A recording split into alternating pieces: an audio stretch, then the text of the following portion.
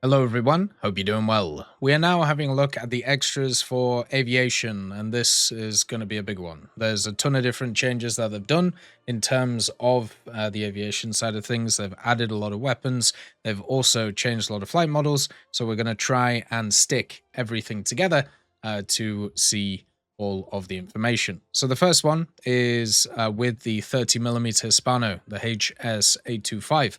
You can see it right here. It's on the Sagittario. It's on a few other vehicles as well. They are very high velocity, very good 30mm. They're incredibly powerful to actually use. Well, one of the things that they used to have back in the day is they used to have access to a ground target belt with APHE. Then it got removed, probably because it was really powerful and was able to just penetrate tanks and do a crazy amount of damage to them. Well, now it's back. So we're back in where we were before, and that is kind of interesting. So the 30mm HS825, some of its other characteristics also got changed, such as the shell weight and also the muzzle velocity. So the shell weight has increased, but so has the muzzle velocity. So it should be quite nice to use overall.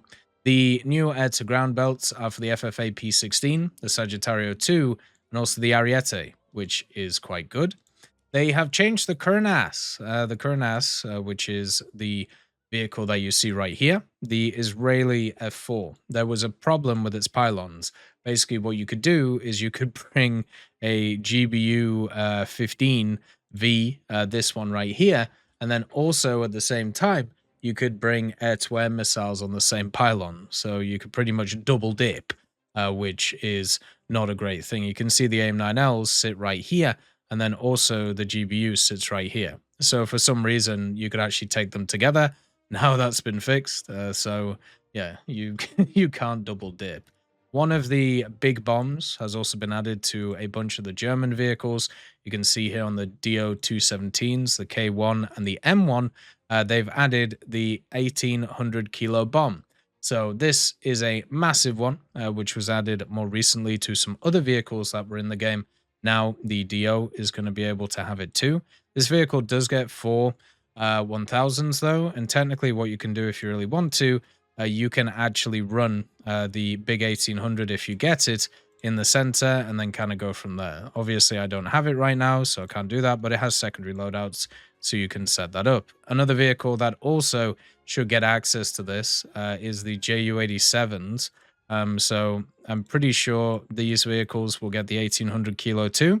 Yep, there you go, the Amatol 1800. So if you really wanted to donk a fool with the 1800 kilo with a JU-87, you can do now, and that is obviously going to be quite impressive. The P-51H NA got itself access to some more HVARs. You know, it's not a massive amount. I'm going to be brutally honest. We're not looking at something that's game-changing. You can see here, it now gets 10 HVARs. Now, HVARs do overpressure things, so maybe there's a chance they're useful, but I think the two 1,000-pounders are just better. Remember, though, you can mix and match, so if you want to bring some HVARs, you can do, which is quite nice, and then you can kind of have a good look at it. The Reggiani 2005 Series 0. This is a Italian plane, which is super fun to play. You can see this one right here, one of the most overpowered propeller aircraft in the game. This vehicle has got a nerf, though. The 12.7mm Breda Safat machine guns have been reduced from 380 to 350 a barrel, so you lost some of the ammo, but your main ammo that you use is for the 20mm anyway, so it shouldn't make a difference. Japan has had a whole host of bombs added to it, as usual. The P1Y1 Mod 11, this vehicle actually gets access to the armor-piercing 800 kilo bomb. So you have the standard 800 kilo that is right here. This is the HE version, and this is the armor penetration version. So more of the anti-ship bomb that has turned up. Another set of vehicles that have also had a bomb change, the Ki-49s. So these vehicles right here, they actually now have access to the 800 kilo HE variant. So not the AP variant, but the HE variant, which is quite good. So at least it's a little bit more useful. These vehicles still struggle when it comes to bomb load, but at least it gives them another option to be able to try some stuff out. Then for the F-14s, there was a bug that caused the installation of the AIM-54 missiles on the wing pylons or on the rear under fuselage to not cause the under fuselage pylons with the necessary cooling equipment for the AIM-54 to appear. So that has now been fixed. Another thing to also mention about the F-14s, they have been grouped together. So the A and the B is together with the FA-18C after it that you can see there. The other thing that's also changed is for 7.7mm caliber machine guns, there was a bug in the new 7mm MG's modification that led to an increase in dispersion. So that's been fixed. So you'd actually get, the standard thing like this, and it would tell you that it was making them more accurate, but it was actually making them less accurate. You'll be surprised how often that's actually happened with these types of vehicles. The B-17G also has been changed with its bomb loads. This vehicle has got access to more 1600 armor-piercing bombs. You can see them right here. It can actually carry 8 of the AN Mark 1s, which are the 1600 pounders. They only have less than 100 kilos of TNT equivalent, though, so maybe in the future these will be useful against stuff like submarines or many other things, but this is basically what you get with it. Another kind of bomb has been added to the D5, the 1000 kilo bomb, and also to the D3 Ju-87. That one got the 1800 too. And the Su-25T and the Su-39 have technically been buffed, but it's something that I don't think will affect too many things. The Su-25T, which is this one, basically you have a separate launch of rockets and bombs releases that's been removed for the S-24 and S-25 large caliber rockets, as well as bombs on hardpoints 2, 3, 9, and 10. So what you can do, or what you basically would do before, is you would fire these individually and you would be able to make bank. You could just annihilate, about 8 targets with each of them. But now you'll only be able to fire them together, which would mean that you'll do more damage to a singular target, but you don't have as many launches. So obviously people aren't going to like that much. The J-7II, which is the vehicle in the Chinese tech tree, this one right here, they've actually added incendiary bombs to it, so you'll have to respade it for those incendiary bombs if you want to. They have actually nerfed the Sturmvogel, or the Sturmvogel, I think is how you say it. Not this squadron vehicle, but the standard A2, this one, the A2A. So with this vehicle, it only has access to 2 30mm MK108s, which is, one of the issues. It doesn't have the standard 4 of the A1, but they've also reduced the amount of rounds. It used to be 100 per gun. Now it's only 80, which kind of sucks. So it would have been nice if that didn't happen, but c'est la vie. It just means you have less going on. The F1 for the Japanese. So what they've done with this vehicle, the ballistic computer for the rockets and guns has been removed. So they're just gone now. It was added like a few updates ago and now it's removed again. So I don't really know what's going on with this. Same with the MiG-21 PFM. The MiG-21 PFM, which was an event vehicle back in the day, you can see that there's some incendiaries that I think got added a while back. But the other thing about the MiG-21 PFM is the fact that it's also lost its ballistic computer for rockets and guns too. So I don't know what's going on, but this thing is down to the radar and that's about it. It did have those extra utilities for a while, but now it has kind of disappeared. The Super Mr. B2 SAR, which is the Israeli vehicle that you can find right here.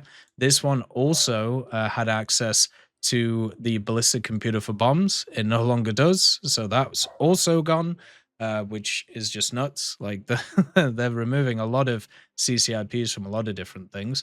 And also the F-15E has got a buff. So the F-15E, which is already an incredibly powerful vehicle, it has access to some very nice weaponry in the form of stuff like the AGM-130As, but also the GBU-V-Bs, which you can see here. Basically, the GBU-V2s and also the AGM-130s, these had a limit of Mach 1.01. They now only have a limit of Mach 1.4. So you'll be able to drop them at higher speeds, which is really cool. Another little tidbit is the engine fire system on the AVA BNA and also the AVA BB Plus has been removed.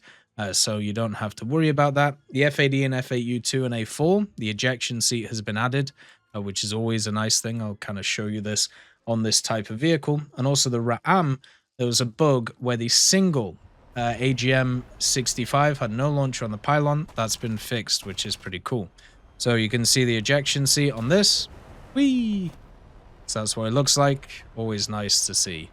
You can see it right there on the vehicle. The TU4, they've also buffed. So the thickness on the armored glass of the cockpit has been reduced. Never mind, they nerfed it. My bad, I read it wrong. But basically, instead of it having 60 millimeters of armor on the cockpit, because it has it like right here, it is now 40 millimeters. So it'll be a little bit easier to punch through. I mean, generally, this thing wasn't that hard to punch through anyway. And there was also a bug with the Beaufighter Mark 1, where if the elevator was the horizontal stabilizer was torn off, the elevator just didn't get damaged, so it could still just fly around, which was completely fine, which is just very odd, but luckily they fixed it. They also removed the EFS modification from the AMX and the AMX A1A, and also they fixed the bug with the BF110 G4 and the FC20 BIS, where you didn't see the smoke trail effects when the engines are turned on. The AVA-BNA had a weird bug with it, where in the MFD, for some reason, it had EEGS, which it just shouldn't do. So I don't know what's going on with that one. And then also, when it comes to the F5A and the F5E, they moved around a lot of the modifications for these vehicles. So basically, the modification window looks completely different to what it was before. So you're going to have to check that out too. The Ju-188, they completely changed the turret elevations on all of the guns, basically making them a lot more beneficial in terms of annihilating stuff and also giving them more ammo to the guns, which I generally think is quite nice. Also, the Su-9 and 11, there was a bug where the tail fin of the aircraft would break off incorrectly, and that's been fixed too, which is quite fun.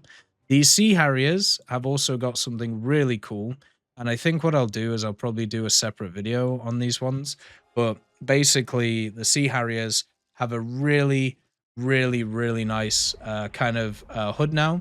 So you can see this is the custom hood that's in the vehicle, and yeah, it's just for the Harriers themselves, and that's really it. So I think in general it's actually really cool to see this. Now I can actually put on missiles and bombs and stuff like that, so you can see it a little bit more. They've also added secondary weapons to a bunch of other vehicles again, so they're continuing with that idea, continuing with bringing more stuff into the game, which of course people want, so that's really nice. The secondary weapon changes have made a lot of CAS very strong, but also made a lot of people happy, which is the main way of it. So the SB2Ms, the DO-217s have all got their secondary weapons added, which is really cool. And then also, as I said, you know, this wonderful little custom hood on this vehicle, which is great to see as well.